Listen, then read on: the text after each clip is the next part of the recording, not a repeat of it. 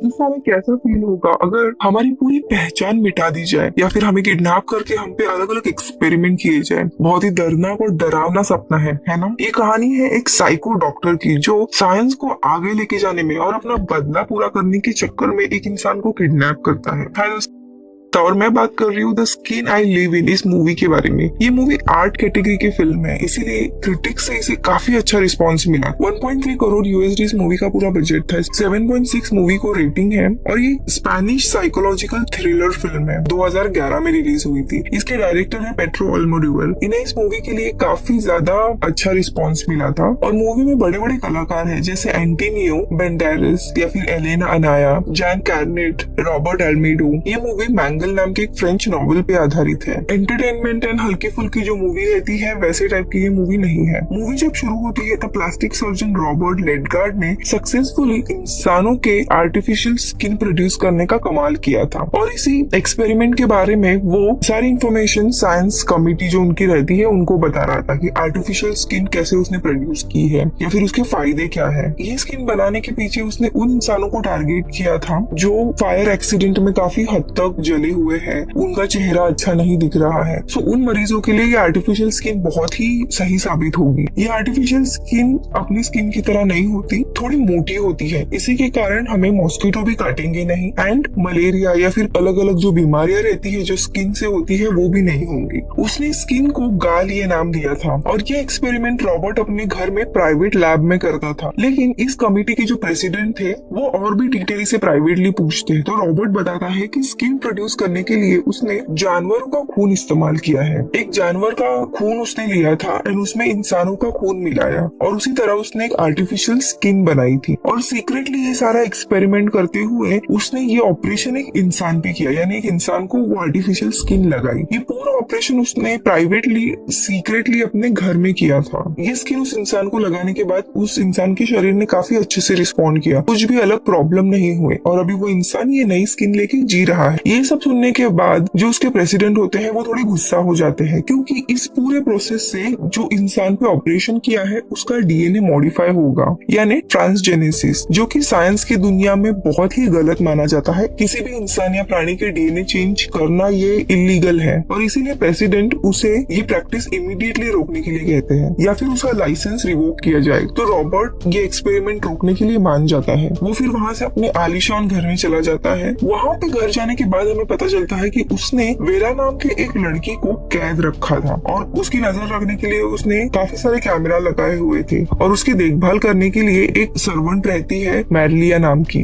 मैरलिया actually Robert को माँ समान थी। उसी ने रॉबर्ट को बचपन से पाला पोसा था। अभी सिंस प्रैक्टिस बंद करने के लिए कहा गया है तो रॉबर्ट जो बाकी के सर्वेंट्स रहते हैं उन्हें मारिया को निकालने के लिए कहता है। रॉबर्ट ने कई बार इस लड़की के ऊपर एक्सपेरिमेंट किए थे, इसीलिए ये लड़की अपनी जान लेने की भी कोशिश करती है। लेकिन वो जो स्किन थी वो काफी मोटा लेयर था, जैसे इंसानों की स्किन होती है वैसी नहीं थी, इसीलिए वो मर नहीं पाती, उसके शरीर पे घाव ही नहीं आते। रॉबर्ट एक प्लास्टिक सर्जन रहता है। उसने प्लास्टिक सर्जरी से इस लड़की का चेहरा अपने गुजरे हुए पत्नी की तरह कर दिया था पूरी तरीके से। एक दिन रॉबर्ट बाहर गया था, तभी मैरलिया का बेटा जेका वहाँ पे आता है। वो बहुत बड़ी चोरी करके वहाँ छुपने के लिए आया था, शेर का कॉस्ट्यूम पहन के, क्योंकि शहर में कार्निवल चल रहा था। लेकिन मैरलिया को उसकी हिस्ट्री पता रहती है तो वो उसे अंदर लेने से मना करती है। लेकिन उसे अपने माँ से एक बार मिलना है, वो अपनी माँ को बहुत ही मिस करता है। ये कह के वो मैरलिया को इमोशनल करता है तो मैरलिया उसे अंदर लेती है। वो किचन में कुछ खा रहा था, तभी सिक्योरिटी कैमरे से वो वेरा को देख लेता है। उसे देखने पर उसे लगता है कि वो रॉबर्ट की पत्नी ही है और वो देख के शॉक हो जाता है क्योंकि रॉबर्ट की पत्नी तो गुजर गई थी।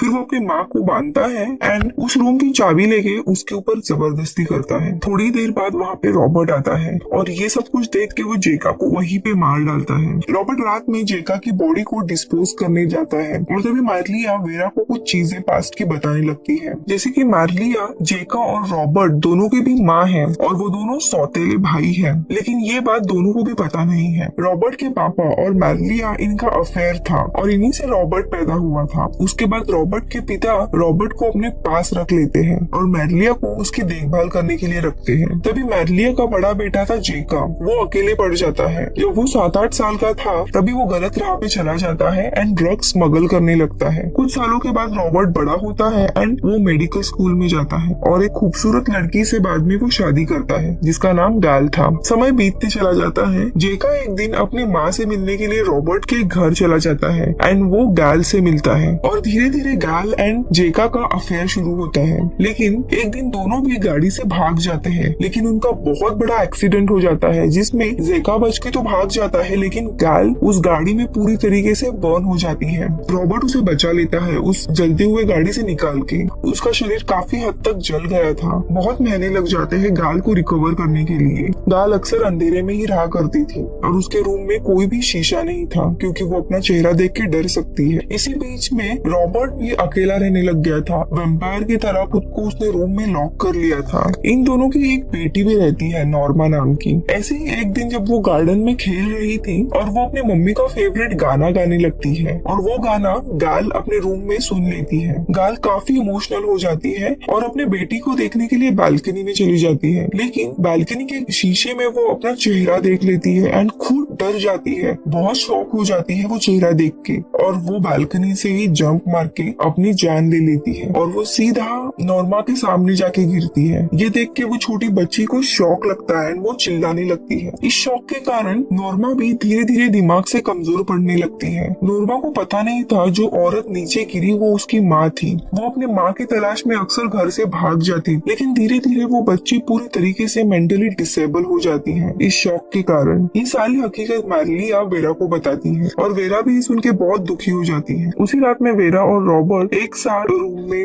रोमांटिकली नाइट बिताते हैं और दोनों को भी अपने अपने पास्ट के सपने गिरते हैं। पहले हम रॉबर्ट का सपना देखते हैं कि उसके साथ पास्ट में क्या हुआ था। गाल गुजर के काफी समय हो गया था। गाल गुजर जाने के बाद कई सालों तक रॉबर्ट खुद को रूम में ही लॉक कर देता है क्योंकि उसकी बेटी भी साइकाइट्रिस्ट के हॉस्पिटल में रहती है। पहले तो उसकी पत्नी और फिर बाद में बेटी। ये सारा सदमा वो बर्दाश्त नहीं कर पाता था और वो खुद को अक्सर रूम में लॉक करता था। लेकिन नॉर्मा का ख्याल भी उसे रखना था क्योंकि अभी नॉर्मा एक यंग लड़की बनी थी। वो ऑलमोस्ट 16-17 साल की लड़की थी। उसे भी लोगों में घुल मिलना चाहिए। इसीलिए रॉबर्ट एक दिन उसे अपने दोस्त की शादी में लेके जाता है। शादी में वो यंग लोगों के साथ जब रहती है तभी विंसेंट नाम के एक लड़के से वो बात कर रही थी। थोड़ी देर बाद विंसेंट नॉर्मा को गार्डन में लेके जाता है और वहाँ पे उसके ऊपर जबरदस्ती करता है। वो बेचारी लड़की काफी जोरों से चिल्लाने लगती है तो विंसेंट ये सब देख के भाग जाता है। यहाँ पे रॉबर्ट गार्डन में आता है अपनी बेटी को ढूंढते हुए और एक लड़के को बाइक से भागते हुए देखता है। वही थोड़ी दूर पे उसे बेहोश नॉर्मा दिखती है। फिर वो उसे हॉस्पिटल में लेके जाते हैं। वहाँ पे उसका साइकाइट्रिस्ट कहता है कि ये अभी पूरी तरीके से मेंटली डिसेबल हो गई है। उसे लगता है कि उसकी माँ के साथ भी जबरदस्ती हुई थी और इसीलिए उसकी माँ ने खुदकुशी की है। इसीलिए नॉर्मा के मन में भी सारे आदमियों के लिए डर बैठा है। तो बेटर होगा आप यानी उसके पिता भी इसे विजिट ना करें। लेकिन नॉर्मा ज्यादा दिन तक वो सदमा सह नहीं पाती और कुछ ही दिन में वो भी बालकनी से जंप मार के अपनी जान ले लेती है और रॉबर्ट और भी डार्क में चला जाता है।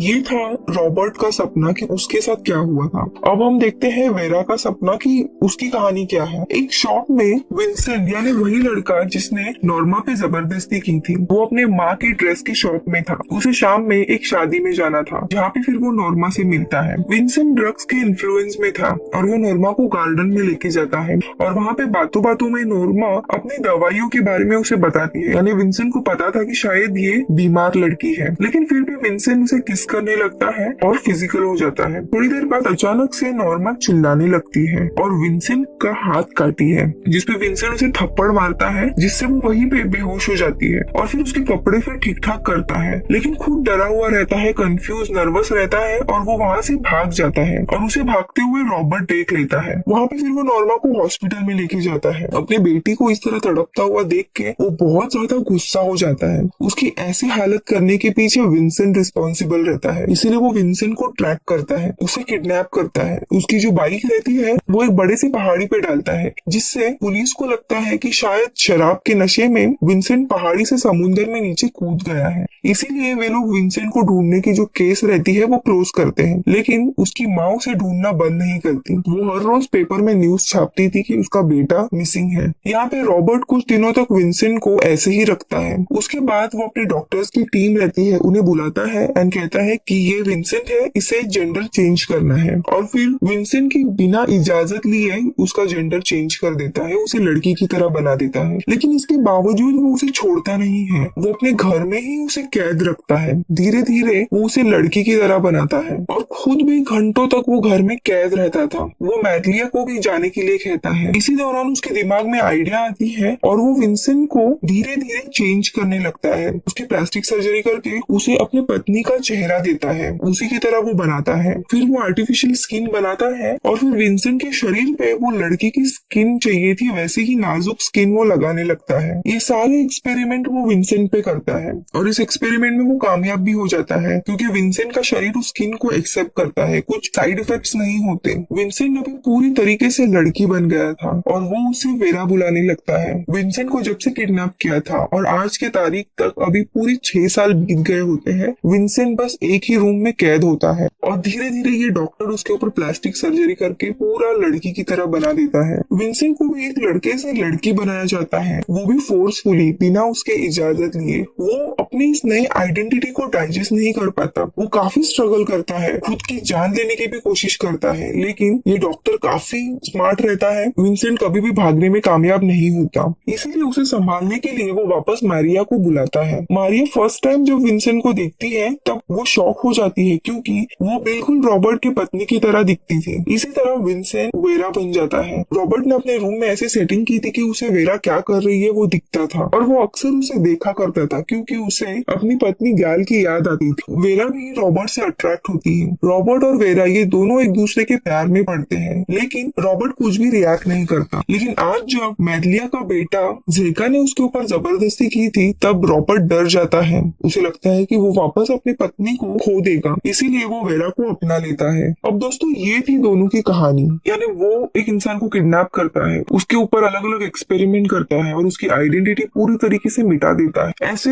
अलग सिचुएशन में ये लोग फंस जाते हैं। अब आते हैं प्रेजेंट डे में। चड एंड वेरा इन दोनों का एक नया रिलेशन शुरू होता है, लेकिन मैडलिया को इस रिलेशन से प्रॉब्लम था क्योंकि वो वेरा पे भरोसा नहीं करती। इसी बीच में फेल्केनियो नाम का रॉबर्ट का दोस्त और डॉक्टर रॉबर्ट से मिलने के लिए आता है एक न्यूज़पेपर लेके। न्यूज़पेपर में विंसेंट का फोटो आया था कि ये लड़का पिछले 6 साल से मिसिंग है। फेल्केनियो रॉबर्ट को धमकाता है, इस लड़के का हमने जेंडर चेंज किया था, वो तुमने जबरदस्ती किया था उसकी इजाजत लिए बिना, और उसी पे तुम आर्टिफिशियल स्किन का एक्सपेरिमेंट कर रहे हो, तुमने उसे किडनैप करके रखा है। लेकिन रॉबर्ट उसे अपने बंदूक से धमकाता है एंड जाने के लिए कहता है। लेकिन तभी वहाँ पे वेरा यानी विंसेंट आती है एंड वो रॉबर्ट को सपोर्ट करते हुए बताती है कि ये जो भी ऑपरेशन हुआ था वो सब कुछ मेरे मर्जी से हुआ था, रॉबर्ट ने ही उसे एक नई जिंदगी दी है और वो हमेशा से लड़की बनना चाहती थी। फिर फेल्केनियो वहाँ से निकल जाता है। रात में वेरा और रॉबर्ट दोनों भी एक रोमांटिक नाइट बिताते हैं, लेकिन वेरा को कुछ चीजें लेनी रहती है अपनी पर्स से और पर्स नीचे रॉबर्ट के ऑफिस में होती है। वो जब पर्स लेने जाती है तभी उसे पेपर दिखता है जिसमें उसका खुद का फोटो था। वो फिर गुस्से में बंदूक लेती है और बेडरूम जाके रॉबर्ट को गन से शॉट कर देती है। मैडलिया ऊपर आती है ये आवाज सुन के और वो उसे भी शॉट कर देती है और फिर वहाँ से भाग के वो अपने माँ की शॉप में चली जाती है। सिंस जब से किडनैप हुई थी फर्स्ट टाइम वो वहाँ पे आती है। वहाँ पे वो अपने माँ की असिस्टेंट क्रिस्टीना से मिलती है। क्रिस्टीना ये विंसेंट का पहला प्यार थी। वो उसके सामने रोने लगती है एंड सारी हकीकत बता देती है कि कैसे उसका जेंडर चेंज किया था, पिछले 6 साल से वो किडनैप रही है और वो अभी 2 लोगों का मर्डर करके यहाँ पे आई है। बाहर फिर उसकी माँ आती है एंड वो माँ को अपनी आइडेंटिटी रिवील करता है कि मैं ही विंसेंट हूँ। तो दोस्तों यही कहानी थी the skin I live in इस मूवी के बारे में। दोस्तों विंसेंट जो वेरा बन गया था वो कभी भी रॉबर्ट से प्यार नहीं करती, वो बस उससे नाटक कर दिए प्यार करने का ताकि उसे उस जगह से भागना था। आई नो विंसेंट ने जो भी किया वो गलत था, पूरी तरीके से गलत, लेकिन रॉबर्ट जो उसके साथ करता है वो भी सही नहीं। 6 साल तक वो उसे कैद रखता है, बिना उसके इजाजत के उसे लड़की बना देता है एंड देन बाद में प्यार करने लगता है। ये बहुत ही ज्यादा वियर्ड एंड काफी गलत था। विंसेंट को सजा मिलनी ही चाहिए थी, लेकिन पुलिस द्वारा यहाँ पे रॉबर्ट उसके साथ करता है वो बहुत ही ज्यादा वियर्ड। आपको क्या लगता है इसके बारे में मुझे कमेंट सेक्शन में जरूर बताइए। मैं मिलूंगी आपसे अगली वीडियो में, तब तक के लिए बाय बाय।